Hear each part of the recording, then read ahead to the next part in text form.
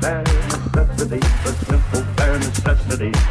Bare necessity, but simple bare necessity. Hey there, it's Reaver and welcome to the end of the year! Hooray! So, I need to do my quarterly wrap-up for everything that I read in the final quarter of 2023. Without any further ado, let's jump right into the stats.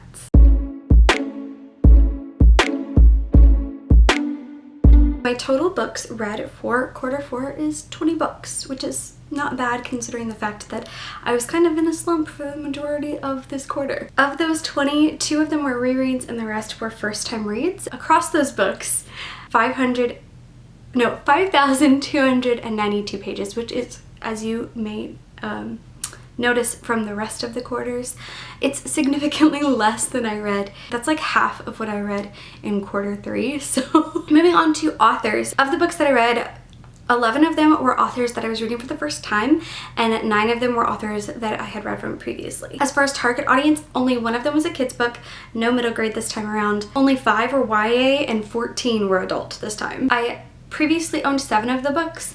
13 of them were ones that I acquired. Of those that I acquired, 9 of them were ones that I had hauled this year, and the other 4 were ones that I borrowed digitally. So far as format, I read 8 of the books entirely physically. Only 5 books were digital only. Of those, that math doesn't math. I think it's supposed to be 3 were ebooks and 2 were audiobooks. And then the other 7 books were ones that I read both physically and via audio, like as a combo. So I would like listen to it for part of the time and read it with my eyes for part of the time. Of the physical books that I read and the combo books that I read, 12 of the ones that I read physically or in combination were ones that I had purchased new, and 3 of them were ones that I had purchased as used books. Socially speaking, 10 of the books that I read were read for social things or with a social aspect related to it,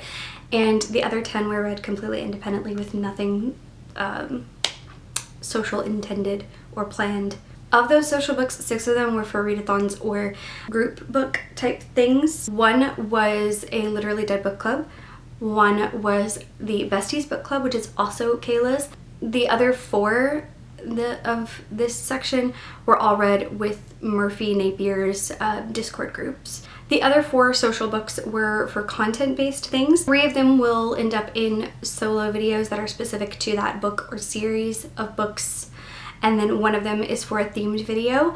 All of those are coming, I promise, but they won't be out until next month. Finally, let's talk about ratings. I had 0 1-star books and 0 2-star books, and I only had 1 3-star book, 7 4-star books, and 9 5-star books. I did have 3 books that I'm not rating for various reasons. Those books are either going to be One Piece or what do you call? Pretty Little Liars. So that's the statistics. Let's go ahead and move on into the books. So if you're new here or you haven't been watching my wrap-ups lately, I'm basically breaking it up between books that are speculative, and then I have a middle section where I'm not defining whether it is speculative or not, because that could potentially be a spoiler in some genres, especially if you like to go in as blind as I do sometimes. And then lastly, we have the non-speculative. I'm going to start with non-speculative today.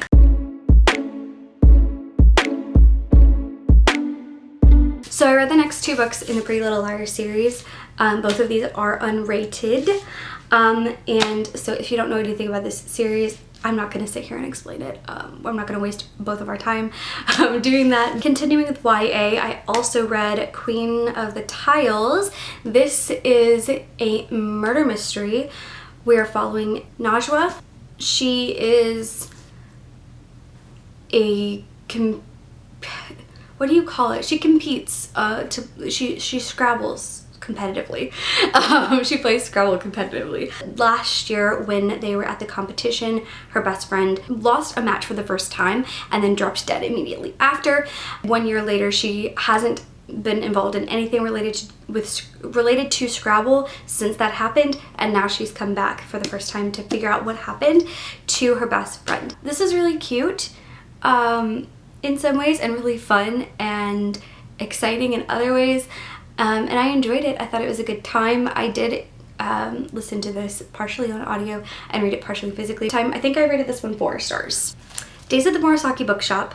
This is a translated work. It's extremely short, and it is about a character whose boyfriend one day comes up to her and says, "Hey, I'm getting married, but it's not to you." So it turns out that all this time, she didn't even know it, but she was the other woman. Her life kind of falls apart after that. Her mom kind of steps in and is like, calls her uncle that lives nearby, and so the uncle says, "Hey, come and live in the apartment above our bookshop, and all you have to do is help out in the bookshop during the early shift, and I will let you live there as long as you need." She doesn't like books though. I really loved this, and it's a 5-star. I definitely recommend it. If you're dealing with like a tougher time in life, this could be very like therapeutic, cathartic. Gone Girl by Gillian Flynn. This follows a man whose wife has gone missing, and things are very suspicious around everything, and so we're jumping back and forth between things that happened during their marriage and things that are happening now, like clues that are coming out and everything. Our characters are morally gray, and we're kind of just in this weird situation where it's like very sus from every angle. I read this as like a first time reads because I know that it was extremely popular, A, and B, because Kayla loved it. The Family Game by Catherine Steadman.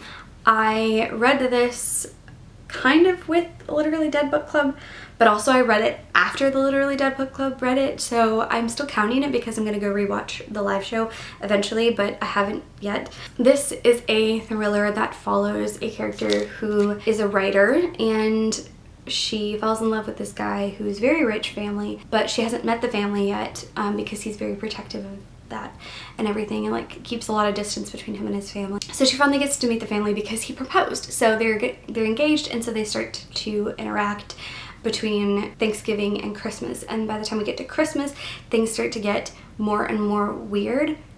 It's all very like suspicious and twisty. I enjoyed it. I had fun with it. Ending wasn't perfect by any means, but I did enjoy all the games. There was lots of games, and so it really is the family game because there's like everything is kind of a game to it.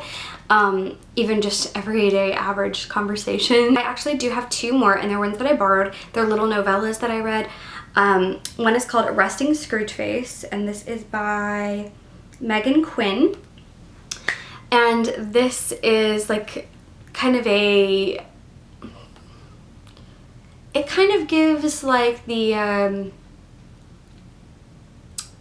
subtle hint at, it's a second chance romance, which is different than the original story, but it kind of is like a You've Got Mail / In the Good Old Summertime / The Shop Around the Corner vibe. But it was really cute, very short. It's like 100-something pages, so really enjoyed it, and a great little festive read. Scrooged. This is another novella situation, but it is a novella anthology. It has 3 little stories in there, and it was alright. It's not something that I'm like, I have to read it though. It's like, well, if I need a little something to fit a prompt for something, I might read for the next one next year. Let's move into the Undefined section. Supermarket by Bobby Hall. This I am talking about in a Trash or Try video that you will see next month, so go there for more details.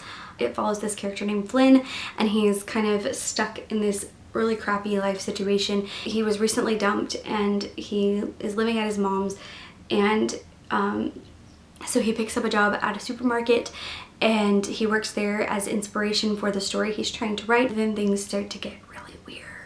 The other in-between book is Horror Store by Grady Hendrix. This is a very fun story because it is told in the format of a furniture store catalog. Fake coupons in the back of the book. Following this character who works at this kind of furniture superstore along the lines of like an IKEA type situation. She gets called into the office one day with this other lady. She's actually being asked to pull a double shift because they want, the boss needs some people to stay overnight, because every morning they've been coming in and there's been like messes and weird things where it's like there has to be some sort of squatter staying overnight and making mess, and they need to catch them because they have corporate people coming the next day, and so they need to catch that person tonight. As they stay the night at the store, things become suspicious. This was really good. It was really well done. I'm excited to pick up more from Grady Hendrix. If like spooky or like supernatural activity is problematic for you, like it causes triggering things or spiritual unrest, then I would steer away from that one. Be warned, faithful friends. I actually do have one more book I'm going to squeeze into this category. It's Carmilla. This is one that I listened to via audio and didn't realize that it's actually a classic. A story about this girl who is walking out with her dad one day, and this carriage turns over, and the young lady that's in the carriage seems to be unwell after it turns over, and so they invite her to stay with them while the mom goes on to run her very important errand, and then things get a little weird. It was alright. I was kind of mid about it. Now that I know it's a classic, I think I would be able to bump it up to a 4. But like at the time, for some reason, it was giving me weird vibes. I think it was because I didn't realize that it was a classic, and so now it makes more sense why some of the things were the way they were. Finally, let's move into Speculative. 2 of the speculative books I read were the first 2 books in Gentlemen Bastards, The Lies of Locke Lamora and Red Seas Under Red Skies, and oh my gosh, I was not expecting to fall absolutely in love. I was reading book 1 and I really enjoyed it. I was like super invested. I was super into it by the end. But then book 2 happened. Let's just say this is one of the few books in life that I nearly cried at, and I've never been able to actually produce tears at a book as much as my heart feels and my eyeballs could even well up. The part of me that isn't good at releasing emotion doesn't allow me to release the emotion related to books still. Murphy, you were right. I don't understand the people who don't like it either. Hitchhiker's Guide to the Galaxy! So exciting. So I read book 1 and book 2, Hitchhiker's Guide to the Galaxy and The Restaurant at the End of the Universe. I was planning on reading book 3, but again, ran out of time. I'm enjoying them. As a spiritual person, it can be a little pokey at times where it's like a little annoying, but at the same time I understand the perspective from which the author is writing and why it would, you know, be that way for me a little bit, but it's not too bad. Emily Wilde's Encyclopedia of Fairies. This was the Besties Book Club book for the quarter. I think it's only quarterly. And so we read this, and I actually made it to the live show, which was awesome. And I struggled with getting into it at first, not because it was so low, but because it was slow. So I listened to the audiobook for a bit, and that kind of helped me get going, and then I was invested. I really enjoyed the twists and turns where it got more like fantastical and fae feeling, and like the idea of this very like scientific calculated vibe was fun. I feel like it is a little bit more intense than some cozy fantasies, in the fact that she does end up in a kind of dangerous situation during the course of the story, but not in a bad way. I still enjoyed it. It gave me joy, and I am going to be continuing with book 2. I reread A Christmas Carol, and I don't have my physical copy in here for some reason, but I reread it every year, and this year for some reason it hit so hard. Like I know the spiritual, if you've never heard about it, there's like a spiritual element to it, and it's so good when you read it from that perspective, and I adore it so much. But this year for some reason there were some moments that just hit so good, where it was just like right in my soul. Like there's a level of where your spiritual life and your emotional connection to things that have occurred through spiritual things overlap, and it just hit at the right time this year and in the right overlap where it was just like, there were almost tears this time in a couple of spots because it's just, oh, God is so good. The Afterlife of Holly Chase I reread as well this year. I read it a few years ago for the first time, and I decided it was going to be my reread this year. I wanted to see if I enjoyed it just as much this time as I did the first time. I did enjoy it, albeit a little bit less. The main thing for me with this one is actually there's like some world aspects that didn't make sense. That I wish had been done better. I did read one more volume of One Piece. I read volume 5. Great time. This volume really solidified for me that I'm super into it. I do really want to get physical copies and annotate them. I don't annotate graphic novels or manga, but I think I actually want to annotate them, like tab things up. I need like a binder of organized information, profiles on each character. Like I want to like go deep dive. And that is exciting. I definitely need to watch some people's videos or find some channels that are specifically like One Piece obsessed things so that I can like get more information and understanding and help solidify things in my memory more. Dewdrop by Kay O'Neill. This is a cute little kids graphic novel from Kay O'Neill. I love Kay O'Neill's books, and this is one that I definitely want to get a physical copy of to actually use in my classroom. I think I did pretty good at trying to keep things concise this time around.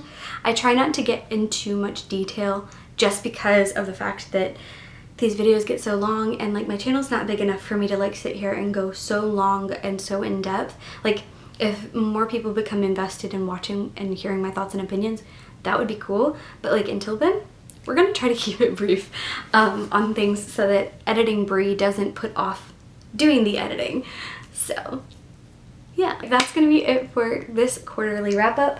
I do have more videos coming soon. I will see you guys with my annual stats. So all of the statistics from everything I read this year. Hopefully my spreadsheet didn't fail me. Last year my spreadsheet failed me and I ended up canceling the video altogether. This year I know that at least to an extent it should be functioning correctly. Thank you guys so much for watching. I hope you have a great rest of your day or night, whatever time it is for you. Make sure you hit subscribe to join the Bear Scouts and the notification bell down below so that you'll be notified when I post, but most importantly so that I'll see you again very soon. Peace out, Bear Scouts. Look for the bare necessities, the simple bare necessities. Forget about your worries and your stress. I mean it, bare necessities. That's why a bear can rest at ease with just the bare necessities of life. Yeah, with just the bare necessities of life. Yeah, man.